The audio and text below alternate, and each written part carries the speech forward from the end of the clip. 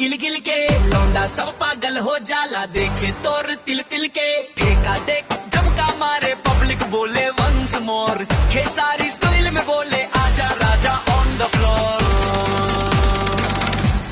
अंतरा थोड़ा अंतरा थोड़ा अंतरा थोड़ा अंतरा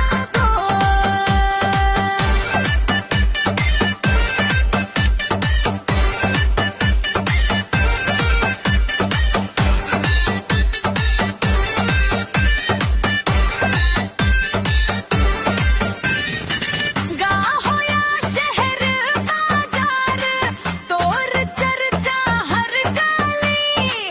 डीजे वाला भी बोले भैया ये लड़की है असली। रास्ते भर मटमके नजर टूटे दिल के ब्रेक रात भर नाचे बिहारिया बजे साउंड पूरा फुल शेक।